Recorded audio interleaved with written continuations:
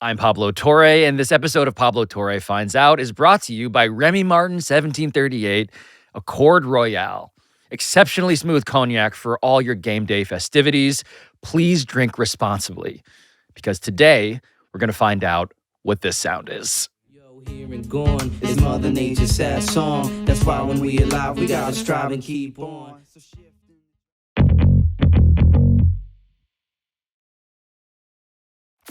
Do not open what's in front of you yet. Is it a very angry letter from Stephen A. Smith? And it's just him being like, how dare you not believe that I could be serious about running for president? I can say that it is not that, although I can't rule out the fact that he might say that to you at one point. All right, now I'm even more curious. The extent to which I've told you that we're doing a kind of different share and tell today in which it's just you. You just said, hey, come do the show. No other details. So, yeah, batter up. Yeah, and now you got this thing in front of you. With my name on it, yeah. Has your name on it. It's very expertly wrapped, as always. This is our NBA Finals coverage. All right. Welcome. But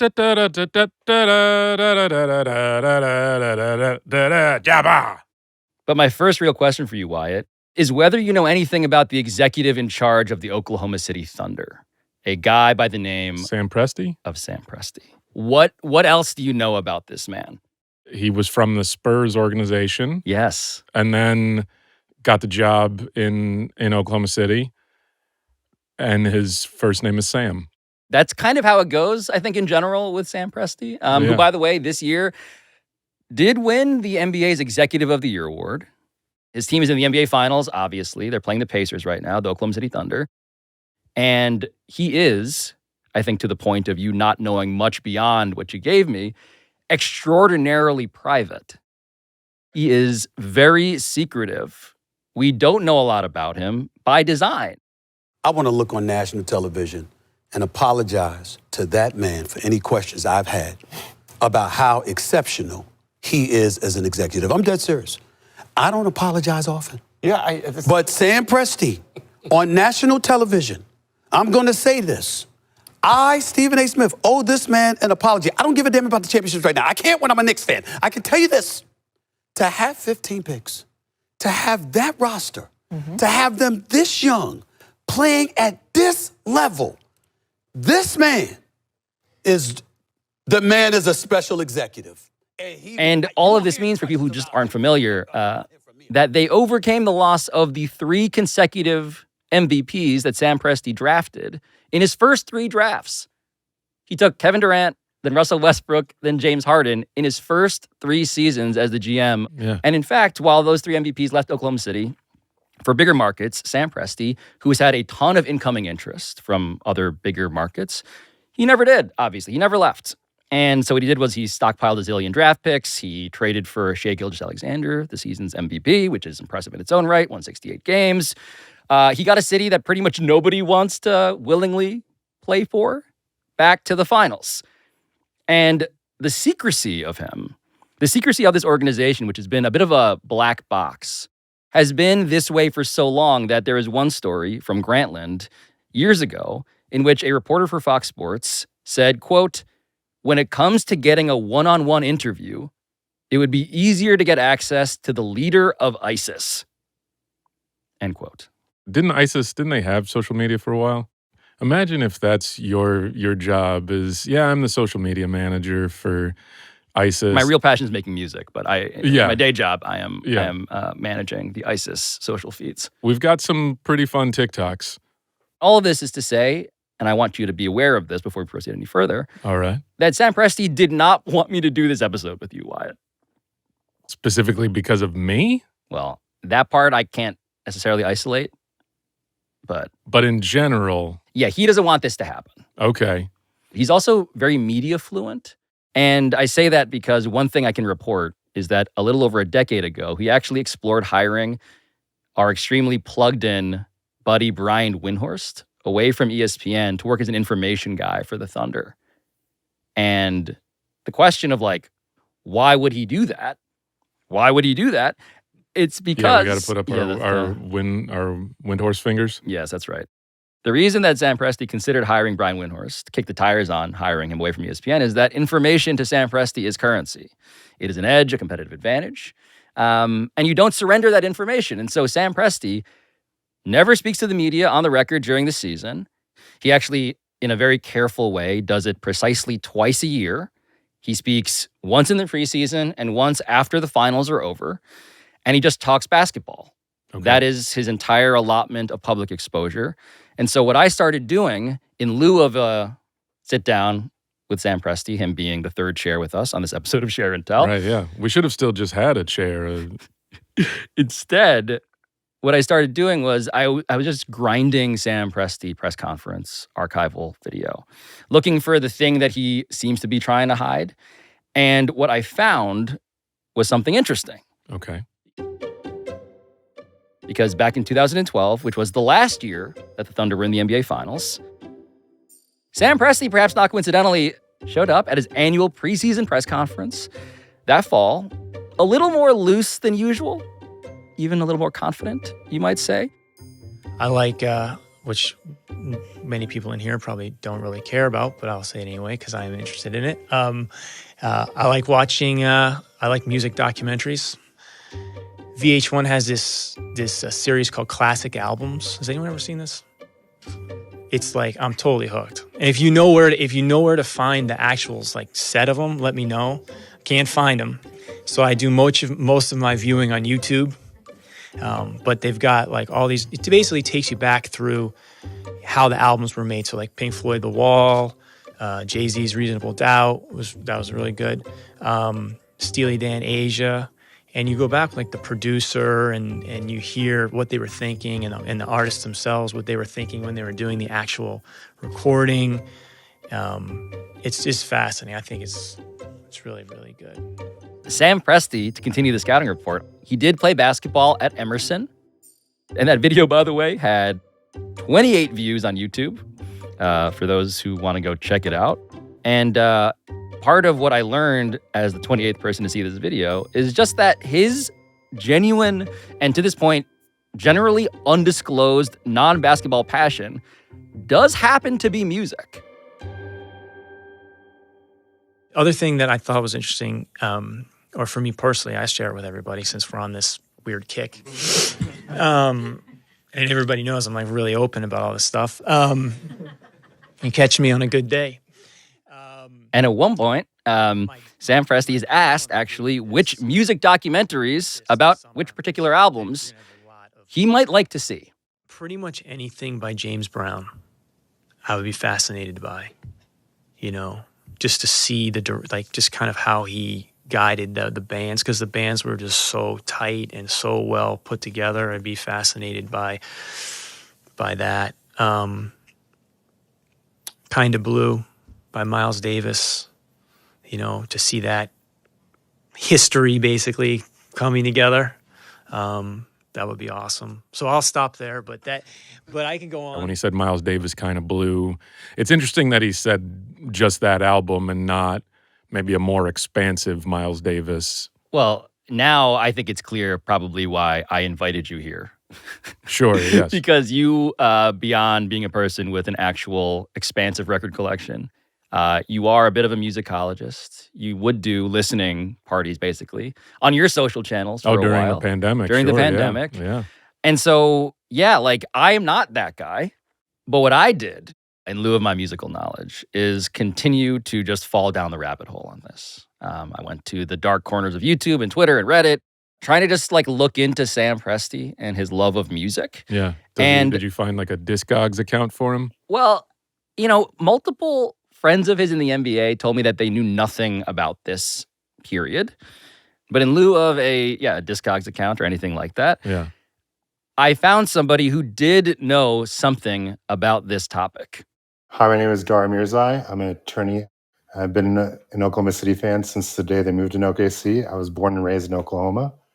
And what you should know, Wyatt, about Dara is that he's an Oklahoma native, Thunder super fan, and I found him while digging through Reddit. And Dara, like you, also loves music, not unlike Sam Presti, it seems. And in fact, like you, Dara does love digging through crates. So about 7 or 8 years ago, I was on vacation around the Boston area, and we were visiting some music shops or whatever was left of them. And we went into one, and they had this extensive discount bin of CDs, which is full of a bunch of CDs of bands no one's ever heard of. And so I was looking through them, and all of a sudden, I stumbled across one, and I thought, "Oh, this is funny. This guy has the same name as the Thunder GM." I picked it up, and it was obviously a really old CD, and so I figured it was some local musician from 20 years ago, and so I just bought it. I mean, I bought CDs for worse reasons before. About a week or two later, I finally put the CD in just to hear what it was like, and I thought it was going to be like an acoustic album or whatever. And all of a sudden, 20 seconds in, the guy starts talking. I'm like, I've heard this voice. Like, this is definitely Sam Presti's voice. And so, Wyatt, what I'd like you to do now is please open the package in front of you and just describe it for those not watching on YouTube, please. All right. Because what you are doing, what you have in your hands, is what Dara himself was holding almost a decade ago now, when he was looking very closely at this strange found object. It is a CD cover. It says Sam Presti. The title of the album is Milk Money.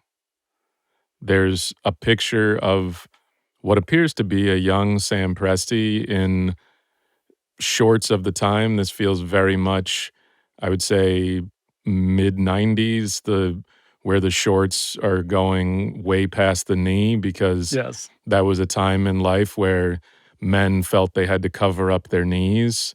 So the black and white photo that's kind of like artistically shot, right? Like the Yeah. foreground woman is out of focus. Yeah. The text is like the sans serif, like red. Yeah. You know, it's like a highbrow kind of aesthetic. There's someone else who could look at this and say, oh, this is the design style of like 7 like indie backpack hip hop albums of the time. Right. And of that time, it turns out, is Sam Presti.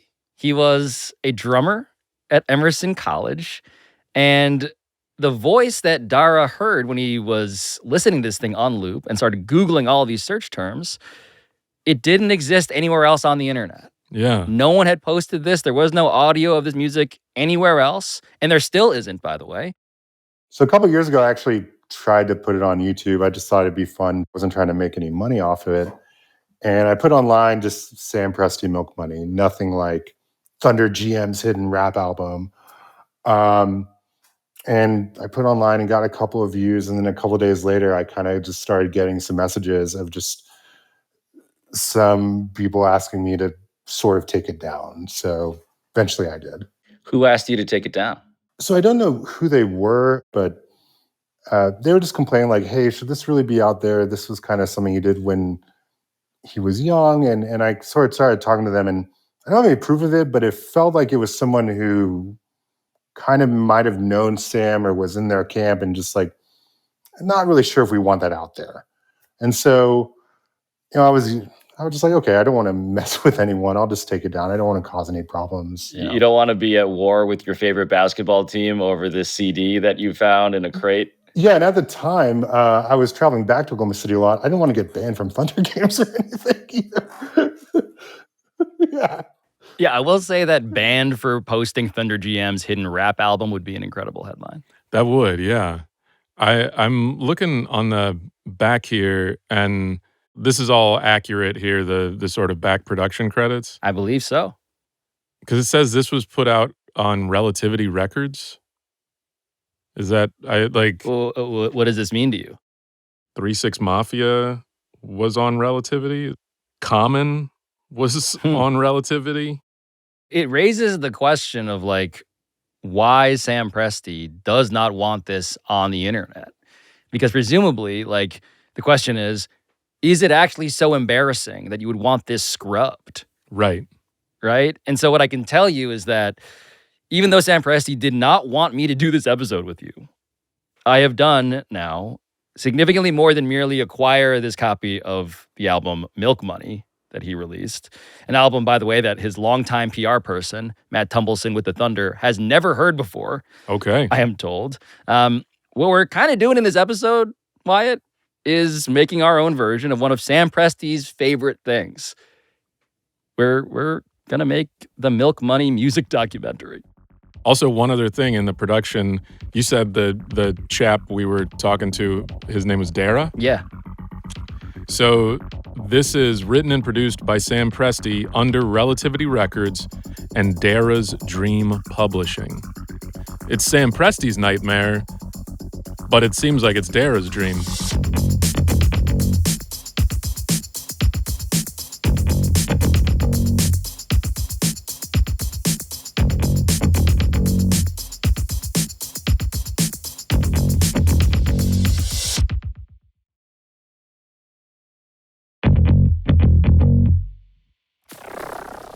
So, Wyatt, at this point, I just want to turn your attention to some of the band members involved in the production of this album. Yeah. Because, again, Super Thunder fan, Dara randomly unearthed this thing in that discount CD bin in Boston.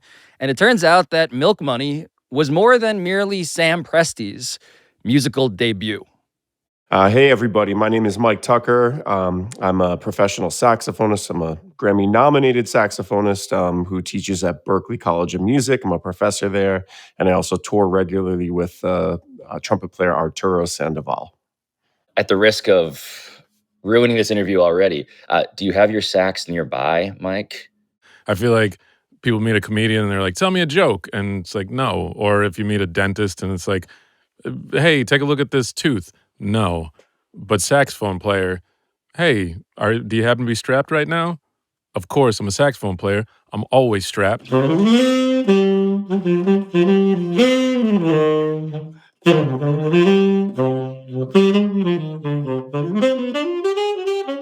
the record here, Grammy-nominated saxophonist Mike Tucker Yeah. was ready on all sorts of fronts. I mean, when I asked him, do you remember meeting Sam Presti, who was, again, playing D3 basketball at Emerson at the time? Yeah. He did not hesitate.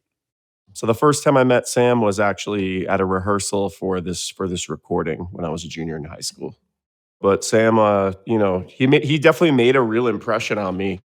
My friend Matt Morin, he was a pianist. He doesn't play anymore. But we both were playing together. And Matt went to Concord Carlisle High School, which Sam attended.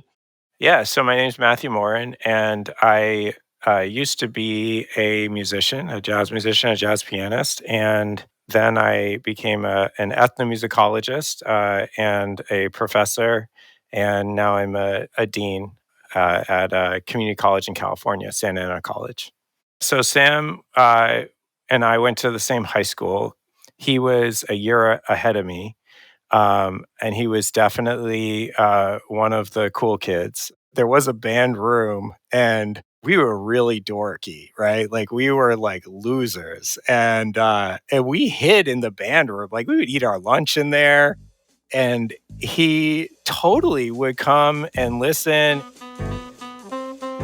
And it wasn't fake. He really did. Like he was like, he looked up to us as these dorky kids, as like a really like popular basketball guy with a girlfriend and all this other stuff, that we looked up to. That was the best, that was the best. And I think it actually did a lot for our self-confidence that we probably never admitted to ourselves, that then he asked us to be on this album.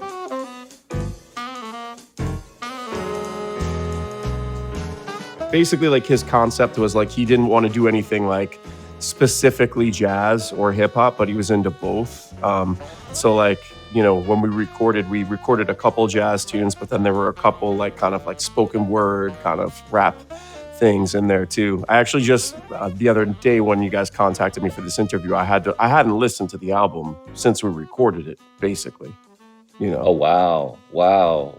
But I listened back to it yesterday, and it was like probably in like 1996 or 7 that we recorded it. So it was like at a time where like hip hop artists were collaborating with jazz musicians. Are you a basketball fan? I'm not at all. But why this era, dare I say, might be very familiar to you. Yeah. Like he was saying, there was a big connection between jazz and hip hop, whether you were talking about Tribe Called Quest, but also thinking about Guru was putting out the Jazzmatazz albums and Diggable Planets, and so there was this thing that was happening around that time. I think that predates Cornel West's rap album. Oh God, which is a thing that exists. That's right. Yeah, you're talking about noted Matrix Cinematic Universe cast member Cornel West. Yeah, you might know him from The Matrix. Nothing else, just The Matrix. But again, conscious hip hop, right? Yes, was the brand. All of which is to say that track 1 of Milk Money, the introduction, sounded like this. Music transcends race, religion, sex. It transcends all of that. It's a reflection of the human heart. Somebody can decipher that for you, and say what it means, and dig what it means, you'll flip. I mean, flip for real. Yeah, I understand what you're saying. Yeah, that's what I tried to do is, because I had all the the music in my head that I wanted to do, but I had to track everybody down.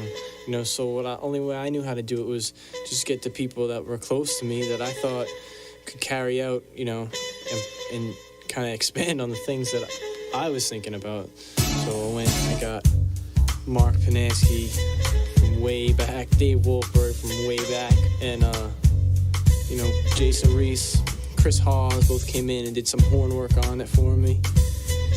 I got Matt Moore and Mike Tucker just killing them. James Blackwell doing some cuts.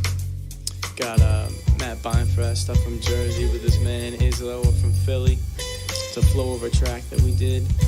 And it's tough because I didn't want to overstep my boundaries because I'm not a hip-hop purist. I'm not a jazz purist by any means, but it's music that I love. And it's stuff that I wanted to do, so... And it's a So what are you thinking as you listen to track 1 of Milk Money for the first time? The first thing I'm thinking is there's a real humility that he has that I feel like I want to commend him for, as both saying he is someone who appreciates his music, but does not consider himself an aficionado.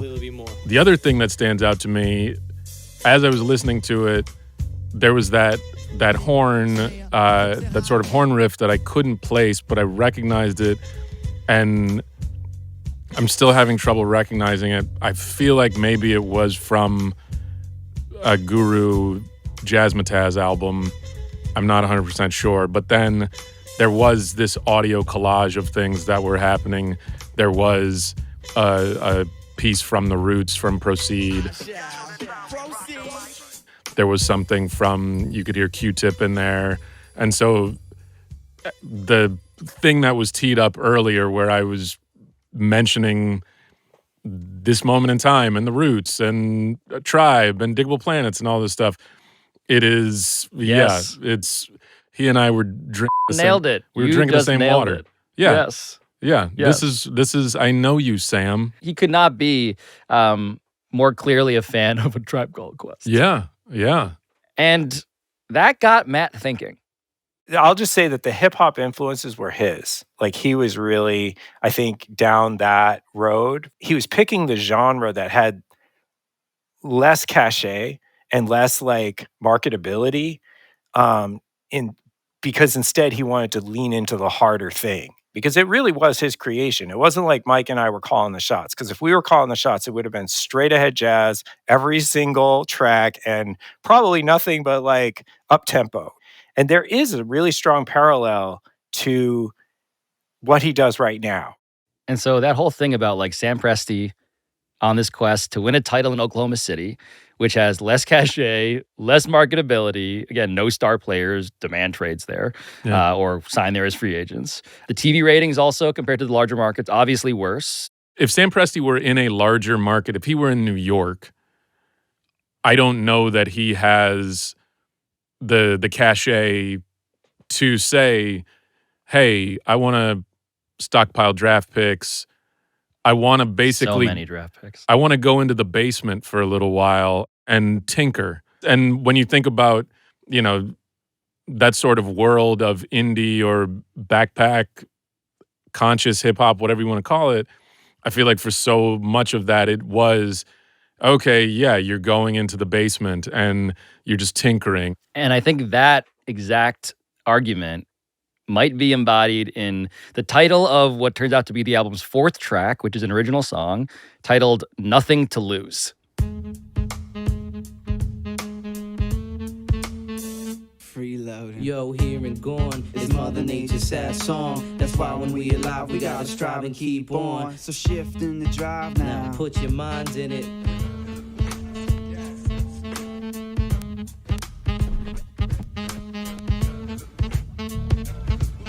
Life's lesson, chapter 1, slice you a section from the paragraph, a word craft, a mic lesson, ascent, an incline, slipped in the vinyl groove, pursued the paragraphs, the polar caps, interludes, laid back, lounge core depth, nothing to lose, and it reminiscing, blissing as I shifted the cruise, on paying dues, ain't about aggression, or how you dressing, it's progression of minds that can't be learned in one session, that's why confession to the self is harder than lying, trying tribulation, trying alert, panical sirens, properties of steel's iron fire, fly towards the back, life impede, crazy copper feed, blood drench the map, ask yourself while stamina, swing low on the tube, through the grassy dew, situation thicker than glue, snares a la Presti, test me, feel that, the chemistry, ill rap, distill that, extracting that. I should just say that he rented a place in New Hampshire himself. He donated all of the proceeds from Milk Money and also this live concert that the band performed in, according to Mike Tucker, the saxophonist.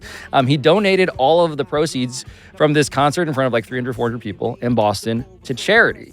Oh, wow. Yeah, and so the charity, all the proceeds went to the Extraordinary Needs Fund at Boston Children's Hospital. Oh, which wow. again is like a pretty, just, I find it hard to poke any holes in that part of this. Yeah. And then they produced another album together, actually, whose artwork has been floating around the NBA dark web. The album is called All Things Considered. It's a black and white photo of Sam Presti. That's him in the far background. Yeah. So he's like this Waldo character who is just in the back with a chessboard in front of him. And again, the metaphors kind of speak for themselves at this point. But yeah, a guy who had become known for his decision-making is sort of like trying to hide in the background of his own follow-up album cover to Milk Money. And time for this band was short, by the way, ultimately. Like, everybody after these albums came out and then disappeared, everyone went off in their own directions. Yeah. Mike and Matt and Sam did not stay close. No, there really is no relationship, but it wasn't like out of disrespect. It was just like, we didn't have the album. So like you sending me that was like awesome. I was like, this is crazy. And I had no idea about his career, to be perfectly honest, because like, I'm not like a sports person. And then like, I get a random call. It's like, hey man, this is like George from Oklahoma City Thunder. I work with the Thunder for Sam Presti. Sam's going to be in town like next week and he'd love to like meet up with you. Just wondering what your schedule is. And I was like, Oklahoma City. I was like, is that a college team? I know Sam's like doing basketball. And then we reconnected. And when he came to Boston, we met up at a club that I was playing at. He was telling me how like has always had a very long vision and he'd just see like talented players who might not be like the superstar, but he could see something in them and see how he was going to develop that. He made all of his players take a financial management and awareness course. He was like, yeah, man, everything's so expensive. A gallon of milk is like, so he's still, and he's, Sam grew up in a working class family. Like he grew up with a single mother. His mom was a nurse. He really worked hard for everything he's got. You just told a story before about Sam talking about like the price of milk. That's actually hilarious. Yeah. And the album's name is Milk Money. But not unlike Sam Presti in the Milk Money era, I also had a vision. And I decided to not give this up. Okay. And I tumbled further and further down the Sam Presti jazz rabbit hole, listening to the 8 tracks on Milk Money on like a truly disturbingly endless loop. The jazz rabbit hole sounds like the music show I need to make. It really does. Hey everybody, welcome really to the does. Jazz Rabbit Hole. Yeah. It's your host, Wyatt Cenac. Tonight we're going to go down the rabbit hole of the CTI record label. That's right, you're listening to the Jazz Rabbit Hole with Wyatt Cenac. And on tonight's show, my guest Pablo Torre is going to text Thunder guard Alex Caruso at 1:15 a.m. the night before Game 2 of the NBA Finals to ask if he knew about his boss's jazz rap albums. And he will not respond. I'm sorry to Alex Caruso, by the way. Like, again, it's just, I just couldn't. I was like, again, I'm a dog with a bone on this thing. Did you go to Alex Caruso because you thought that maybe somewhere in Alex Caruso is a 20-something white rapper? It's interesting you went to him and not again, Isaiah Hartenstein. Didn't want to, profile in any particular way. Sure. Just felt very important that I consult Alex Caruso specifically. Yeah. But I didn't give up. I continued to scour the internet to find anybody, musicians particularly, that Sam Presti might actually have stayed in touch with, because I wanted to know what happened to that guy. Yeah. Who got buried by his own design. And I spotted another name, a name that I do think, Wyatt, you would recognize as, again, a musicologist, an expert in this particular era. And this mystery guest did, in fact, respond to my request for comment by agreeing to an interview. And we're going to meet that person, Wyatt, after the break. On the Jazz Rabbit Hole with my special guest, Pablo Torre.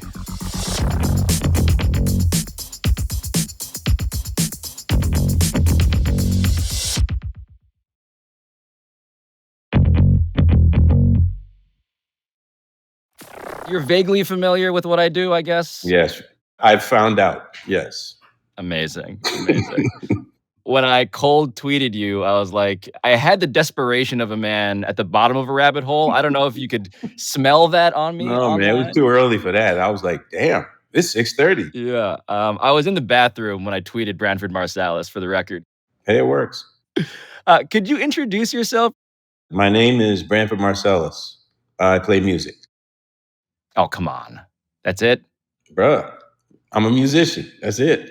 Multi-Grammy winner, Do the Right Thing, saxophonist, Fight the Power, Public Enemy in 89. None of that. Branford. It's like Sam.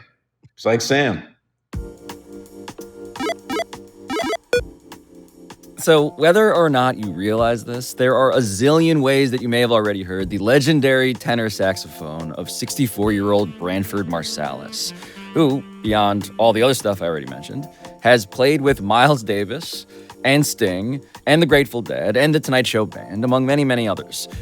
But I also remember Branford, maybe most vividly, from his cameo on The Fresh Prince of Bel-Air in 1994.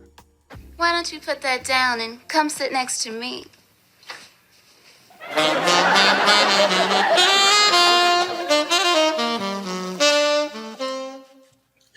Oh my God, 30 years ago now. That's pretty cool. How's that? Everything cool? Great. It worked? Perfect, Branford. Good. I'm glad you like it. So look, I'm off like a dirty shirt. Hey, peace with two fingers, man. I can hide behind the couch and play. Yeah, sure, I can do that. But the reason Branford Marsalis is friends with Sam Presti, it turns out, goes a lot deeper than jazz and rap. I mean, first of all, it is entertainment at the end of the day. But there are people in this profession who genuinely love what they do. And then there are other people who genuinely love the attention that can be generated for them because of what it is that they do. When I'm meeting other musicians, I never lead off with how many records I've sold. I know people who do. Hey, man, how many units did you sell? I mean, are you serious? I mean, that's the conversation. Because, I'm from New Orleans. I'm a country boy. But New York is a city for very ambitious people. Mm-hmm. And so I would say, so how you doing, bro? How you doing? And then they would proceed to tell me every gig that they have that month. And then I would say, well, that's cool, but I didn't really ask you what you were doing. I asked you how you're doing. My passion is for the thing, not for the notoriety. And that, to be clear, is also the sort of New Yorker and podcaster that I personally would like to be. Which brings us back to basketball and jazz, these two institutions that are often compared to each other and happen to be colliding right now. As the Oklahoma City Thunder, built by Sam Presti, and the Indiana Pacers, coached by Rick Carlisle, are quietly making their case for a very jazz-inflected championship, even more than if the actual Utah Jazz had made it. In music, there's the visible part, like the solo. People see the solo or the singer. But then there's the invisible part, and that's when the musicians have to use their skills to support a person who is in the front. Now, that is called comping, C-O-M-P-I-N-G. Piano players do it, guitar players do it. Sometimes the horns do it, but it's like in horn parts. The horn parts support the singer that's comping. Thanks to Bruce Hornsby, I have a sometimes physical chat, but a lot of texting between Rick Carlisle and myself. Out to Towns, to tie, no! Rebound, fought for, loose, Bridges has got it. Clock is ticking, out of bounds. It's Indiana's ball with .2 to go. So after game one against the Knicks, I wrote Rick and said, man, I've never seen anything like that, you know? Your kids are amazing. And he writes back and says, you really like these guys. They love comping as much as they love soloing. And I was like, this is the hippest dude on the damn planet. Damn. That's just not something you're going to see in a conversation with somebody outside of the music business. But he's a smart cat, man. He always has been. And so I'm finding out so much already, which is to say that the NBA Finals of the year 2025 AD are also the Branford Marsalis Finals, because you have this weigh-in to both sides. Yeah, it's kind of crazy. But this is the scent I've been tracking, is that you had a connection to Sam Presti because of the research and the amount of just rabbit hole diving I've been doing. I didn't realize that you also knew Rick Carlisle. Yeah, Sam's a jazz fan, and Rick is a music fan, but he's a music fan too, but he's a jazz fan. And we struck up conversations, and he's also talked to Wynton about jazz and the relationship between team building. Like building a team is very similar to building a band. You have to identify the strengths and weaknesses of each player, and you have to set up a construct so that you challenge the musicians to eliminate their weaknesses, where the impulse will always be to double down on one's strengths. Because it is certainly much easier to enforce what you already know than to go through the painstaking reality of addressing the things you're not very adept at. And it's pretty amazing when you look at both of those teams and how they've been constructed. We keep inventing ever since, LeBron went to Miami, the big three. They don't really have a big three. No, that's the other story of this finals beyond the Jazz is literally this. They're teams. Correct. Because even though Shea is the MVP, he doesn't have the persona where he's like, I'm the straw that stirs the drink. He's not on that vibe. The big three thing was the basic math. It was top heavy. Right. And what you're seeing in a way that I didn't consider actually till you articulated it was the way in which jazz as a metaphor is actually even more meaningful, because jazz as a metaphor, historically, in my understanding, had always been basketball is free flowing, improvisational, all of the sort of like flowery language.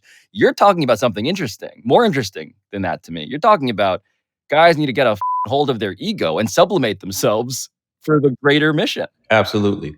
And it's free flowing as long as everybody understands what the construct is and what the rules are. In jazz, you have a basic chord. It's the same chord you hear all the time, like G7. Every song has a G7. And then there are notes above that where you can extend the harmony. And piano players just doing that. And I'm like, why are you doing that? He goes, well, man, it's in the harmony. I said, but it's not in the song, bro. Harmonically, it's correct. Musically, that was some dumb shit you just played. And they tend to be pissed off when you say it because they only know how to play one way. By the way, now I get why you and Rick Carlisle get along. I get it. I know enough about Rick to know how you guys may be bonding. Man, he's smart as hell and he don't care. I love him. He's brilliant and he does not care. Those are the two scouting reports I often get on Coach Carlisle. Love it. What kind of a critic are you? I'm the worst. Ask my colleagues. They hate when I show up. But I've learned to keep my mouth closed. So they like me more now. But, they used to come and say, well, what do you think? And I tell them, and then they'd be like, man, you're an asshole. Get out of here. But if you ever went to a string quartet concert and watched, they are making constant communication with one another. It's like if you watch the NFL Combine and they say, this guy can run the 40 in 4.2 seconds. That's amazing. And his vertical leap is 4. Can he play football? And that's the music thing. It's like, man, can you play music? It's great that you can play the hell out of the saxophone. There's a lot of saxophone players who play saxophone better than me. I'm not trying to be humble. I know this to be true. But I play music better than them, so I win. It's part of why Sam Presti is fascinating, because Sam Presti, beyond his discretion and privacy, which is now very well known, I actually am curious as to your read of him as just a guy that you'd never met before. Sam loves his job, first and foremost. He doesn't love what it brings him. He loves that job. And the thing I love about him is if you didn't know what he did, you wouldn't know what he does. He wouldn't introduce it. He'd never bring it up. That's my kind of dude right there. They were coming to New Orleans to beat up on my lowly Pelicans. The play-by-play announcer, Joel Myers, is a buddy of mine, also a big jazz fan. And we spent a lot of time talking about records. And we were going to meet for dinner, and Sam found out and said, hey, man, I'm coming to dinner with y'all. I'm like, wow. Don't you have more pressing matters to do, like what you're doing now? And and he was in New Orleans and he came through and it was great. And we had a meal and we talked about nothing about basketball. And there's nothing else to the story. What is your scouting report on Sam, the musician, as you've come to understand it? He's never come in and sit in with us, so there's no way to judge. I mean, I just know he's a big fan of the music. I didn't even know he played drums. Perfect example. He never brought it up. That's wild. Had no idea. Okay, so I'm going to do something, Branford, because what I've been doing at the bottom of this rabbit hole, maybe you now know where this is going. I don't know yet. Okay. So I've been scouring the earth and the internet. Oh, you found something. I just want to play you something. Yeah, man. And again, you, unvarnished nightmare critic for anyone who sees you in the audience. I'm going to play you something. All right. And I'd just like us to both listen and then we can discuss. So would you mind? No, I would not mind. Sam, I'm going to rip you, bro. I'm ripping you, man. Got to do it.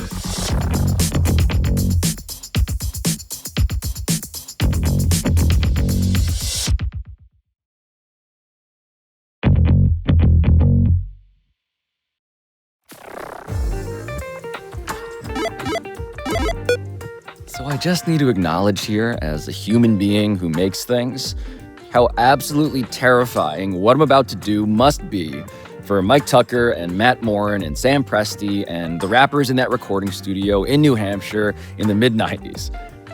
Because asking one of the greatest living musicians to critique the long-forgotten music that you had made before you were legally allowed to rent a car is kind of a nightmare, I must admit.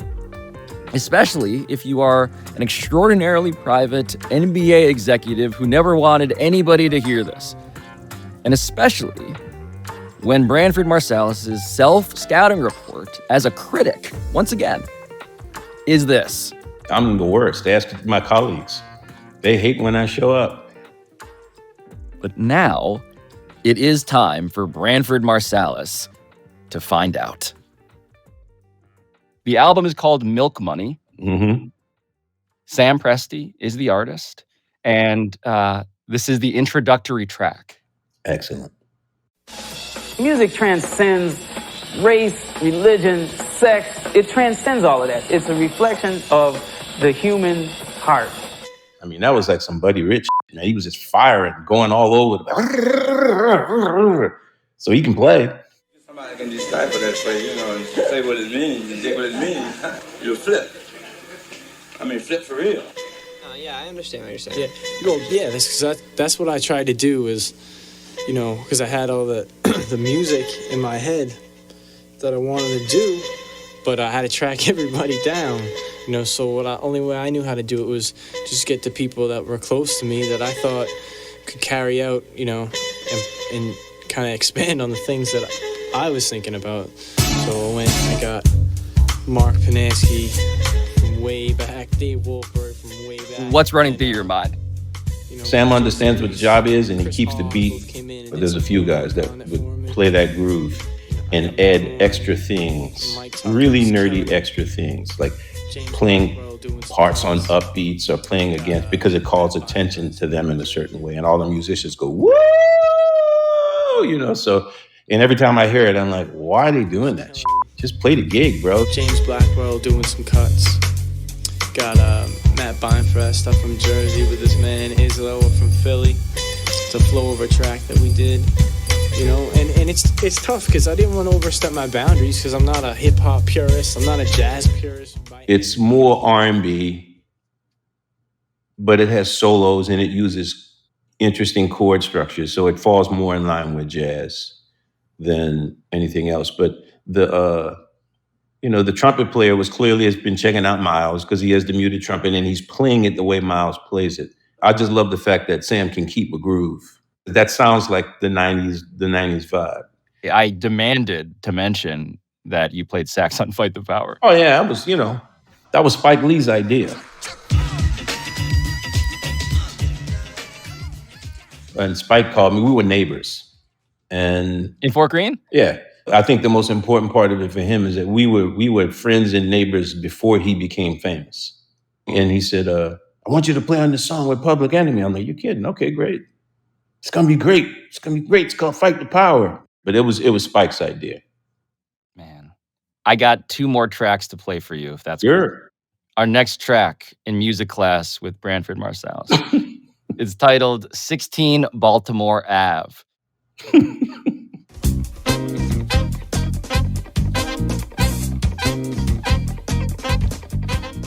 So, 2 songs, both by James Brown. One is called Cold Sweat, and the other one's called Super Bad. And it's kind of like a mashup of those 2. The saxophone player was a big fan of Mike Brecker's. Michael Brecker was the guy that he used to play that. Way too many notes, though, for that groove. And when I first got to New York, I was more of an R&B player than a jazz player. And there's a scale called the pentatonic scale. And that's all I could play was the pentatonic scale. And the first thing he played was the pentatonic scale. And I went, oh, that's me. That's where I laughed.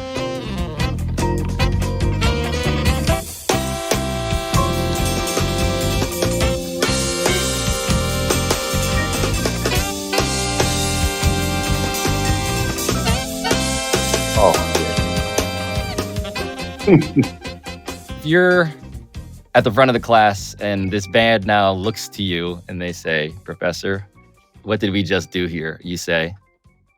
I would play records for them. There are more efficient ways to do what you're doing. And I would certainly play the James Brown records. There's an instrumental record that James Brown's band did. It was the JBs. That was the name of the record, the JBs. And they had a song called Pass the Peas on there. It was really great. And then there's another record that the trombonist Fred Wesley did called Fred Wesley and the Horny Horns.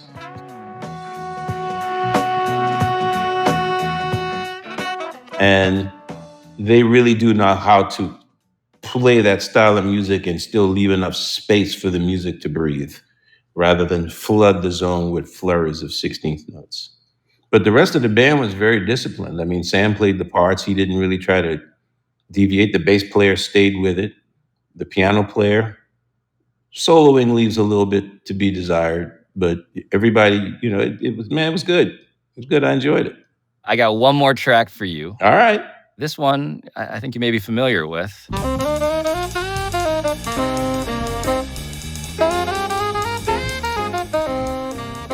So now I feel like a cruel scientist. Yeah, I want to know what you think. Let me know what you think. I mean, look, so here's what I know, right? That's Coltrane. Yes. This is a standard. This is something that, as I listened to it, I began to feel bad playing it for Branford Marsalis. Why? I'm imagining them in the box that I'm in, watching your face and I began to just sweat a bit. So, because you're also, by the way, for people who are not familiar, of course, with what you have also done, rearranging that song, could you just fill us in? I'm demanding that you fill us in on like your familiarity with this song. Oh yeah, it's a song I wouldn't play. First of all, because it's just it's like one of the running jokes we have in the group is that bands that lean towards rock and roll or R&B, every time that they play what is considered a jazz tune, it's always in a minor key. I don't know why, but it's either Mr. PC or it's the Miles Davis song, So What?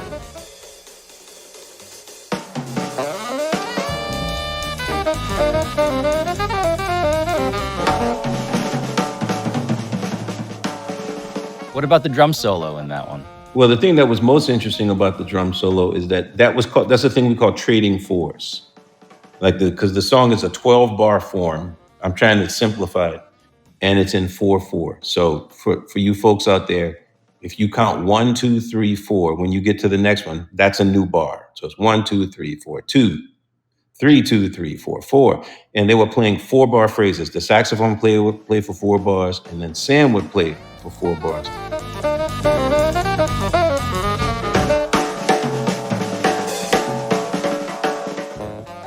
Now, a lot of times when drummers would play that, they always make this big cymbal crash on the first beat that the saxophone starts to play again. I thought it was really cool that he didn't, because the other way is just super cliche to me. And it was really cool that he didn't. He just went swing. He was like, oh, that's kind of cool. That was a great idea. I mean, Sam, go ahead, man. Way to think it through. But it's good, man. I know he's gonna be mad at you for playing this for me. It's cool, man. I'm a cop the record. Milk money. Yeah, I might be the only supplier on the internet at this point, but I'm gonna get you that copy, man. Bro, I know you now, so you gotta hook me up. It's cool. But there is one more aspect near the end here that Branford brought up that I do think is worth mentioning.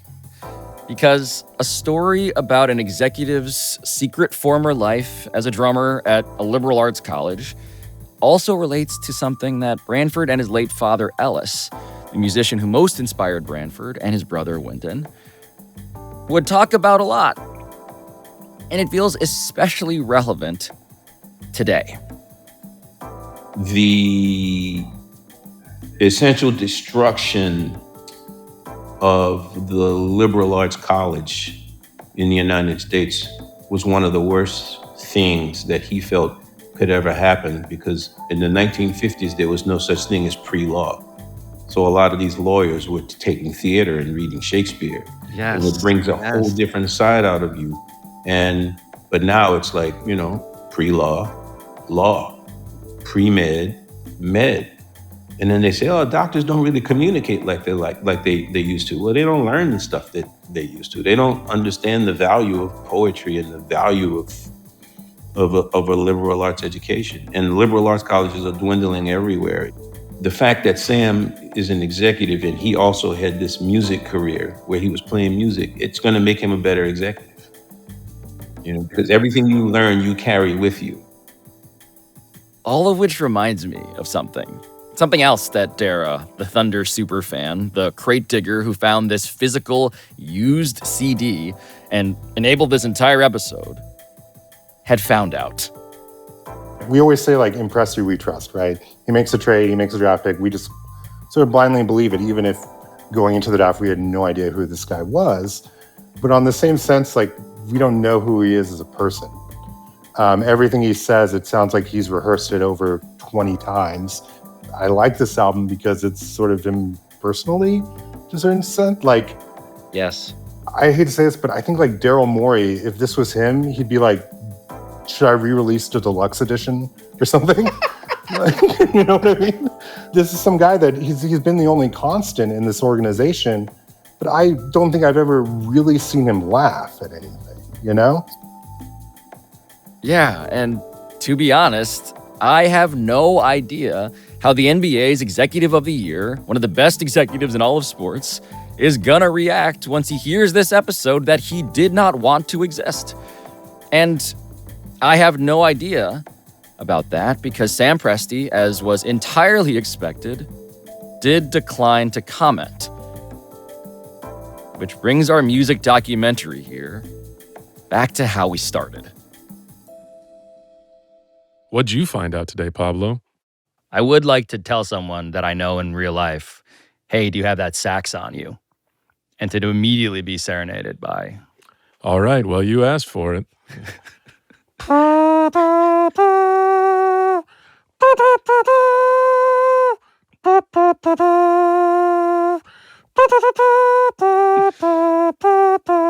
is so much better than I thought it would be.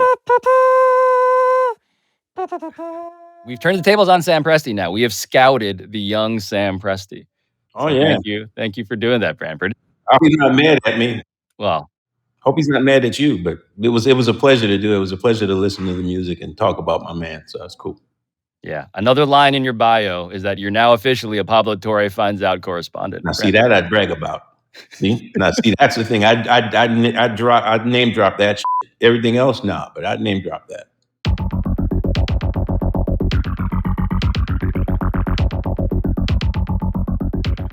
You've been listening to Pablo Torre Finds Out, a subsidiary of Wyatt Cenac's Jazz Rabbit Hole. Wait a minute. Brought to you by Meadowlark Media. Oh, there it is.